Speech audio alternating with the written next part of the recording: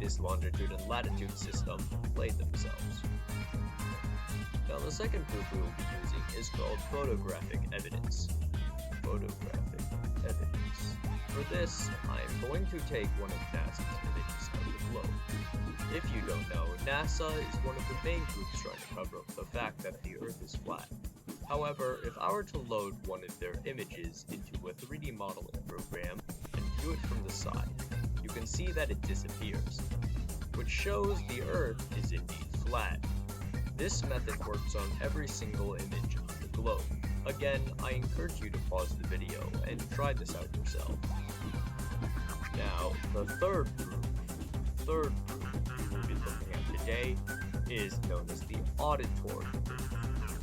One mistake that many students make is that they only take visual evidence into consideration without acknowledging that there are other non-visual ways for data to be gathered. This is no exception. Take a listen for yourself. So with these three pieces of evidence all lining up to the same conclusion, it is undeniable that the Earth is flat. Coincidentally, Hello, I'm Shane, and this is the Hot Wheels Slinkers. It's a current, absolutely popular gaming PC plan to the infamous MEMES series. We're looking crazier than its monstrosity. It's the story of how it happened. It all started with a phone call from a friend. Yep. Here's a story of an old computer warehouse called Computer Reason, whose owner could be computer hardware decades. But due to the final failure, the warehouse was being liquidated. I was not just director, but the warehouse was full of CRT monitors, something I'm very passionate. Common vendors came to the warehouse. I tried many of the CRTs I was looking for, but also some that I wasn't looking for. Hello, computer, do I know? Check that out. It was me. I got it. And I began to wonder, Hot Wheels computer sold a set with Hot Wheels CRT. One of the two tubes for CRT buttons, be here too.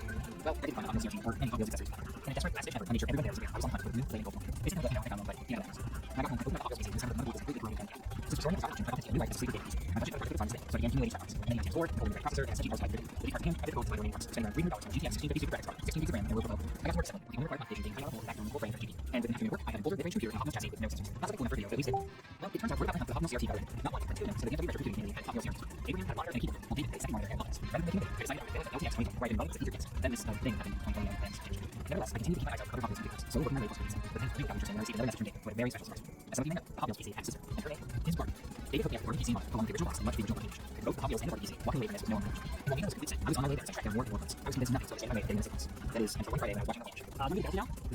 This is the Hot Wheels PC. I will give you 3 but there's also the Barbie PC. I'll set 5. I will give you 5 grand. The full set. 5K. I reached out to Twitter and team, offering 1 in line with David. Next 2 weeks.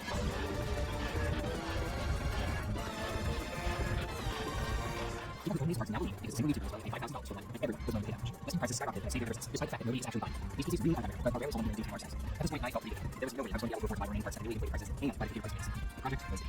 That is, until Microsoft got me the tracking. Not only did they want in, but they wanted to be connected to it. They offered to supply the parts for 2 PCs and told me they wanted to help me make the builds as crazy as possible. I was intrigued and took it upon myself to see just how absurd I could make the parts list before they said no.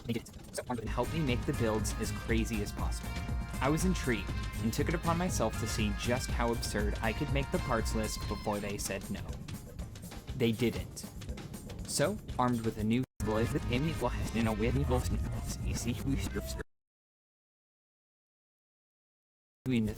was idiot and det all sales drop and the other so I Jesus was him up with ears so easier since with Amy will help me make the builds as crazy as possible.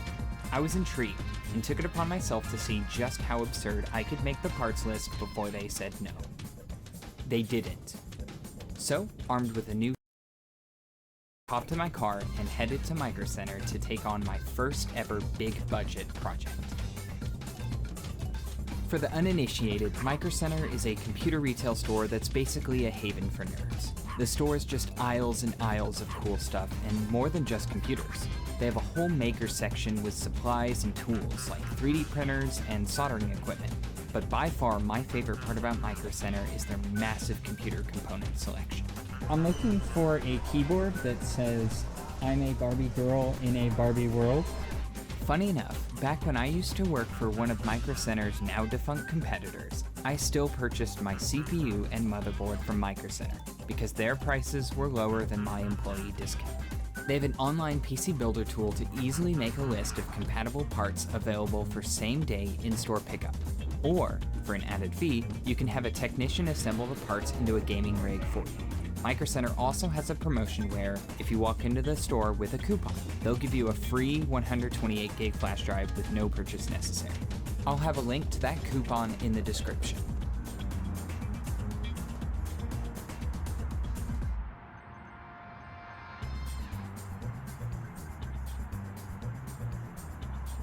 You're right.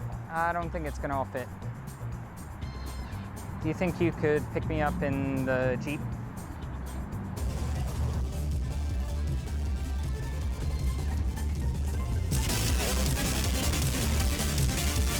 But before we get to work assembling this monster, first let's take a look at the Hot Wheels PC case itself.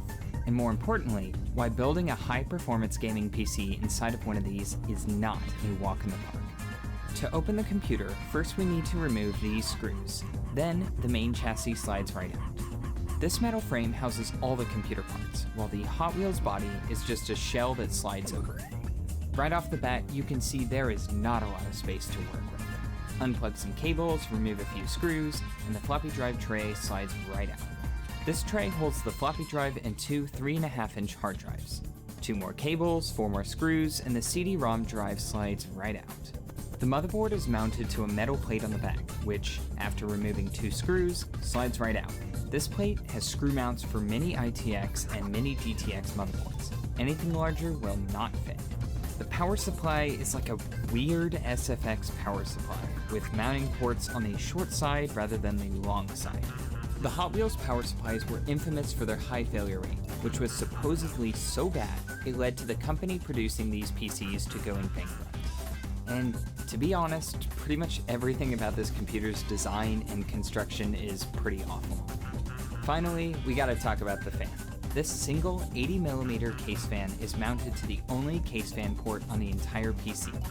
That's right, the only place to put a case fan is a single 80mm exhaust port. What's even worse is the air intake. When assembled, the only place for air to get into the PC is through these 2 tiny slits in the front and a small grate under the case. Modern, high-performance computers produce a lot of heat, and that heat needs to be dissipated for the computer to work properly. Dissipating all that heat with such restricted airflow is going to be a nightmare, but we'll cross that bridge when we get to it. Now that we know what we're dealing with, let's get to work. For the CPU, I'm using a top-of-the-line 16-core 32-thread Ryzen 9. I paired it with a Gigabyte mini ITX motherboard and 64 gigs of RAM, the maximum supported by the 2 DIMM slots. For the boot drive, I went with 2 Samsung 980 Pro drives for 4 terabytes of total storage configured in RAID 0. For the cooler, the first thing I went with was the Noctua NH-L9A low-profile air cooler. For the GPUs on these builds, Micro Center hooked me up with an EVGA RTX 3060 for each of them. This is the biggest card I can possibly fit without a custom water cooling unit, something I'm currently not comfortable doing on my own. To say this was a tight fit would be a complete understatement. Once I removed the heat shroud, I had less than 1mm of clearance to work with. They won't be the happiest graphics cards given a tight space, but at least they fit. As for the power supply, I went with a Corsair 750-watt SFX modular power supply. But problems arose when I went to install. Long story short, the modular connectors created clearance issues against the cooler. This means I either had to find a different power supply or a different cooler. I reached out to the small form factor PC Discord server for help, and after careful measurement, we concluded that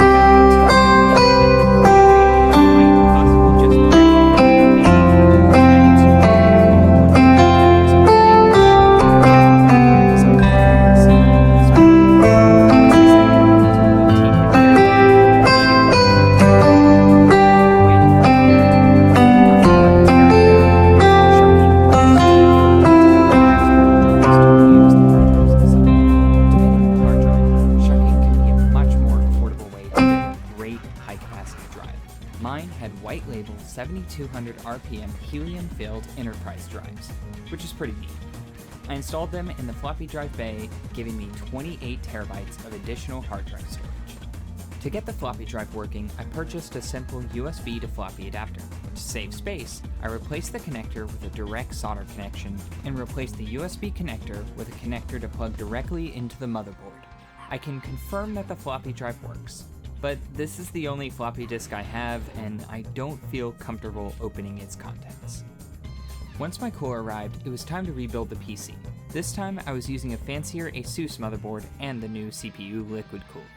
After lots of finagling, I was able to get both the liquid cooler and the power supply installed. And I genuinely cannot believe how close this was to not fit. The bottom wall of the case, CPU radiator, graphics card, CD tray, and top wall of the case are all butt up against each other with no clearance. If this case was even a millimeter shorter, I don't know what I would have done. Finally, we have the CD drive.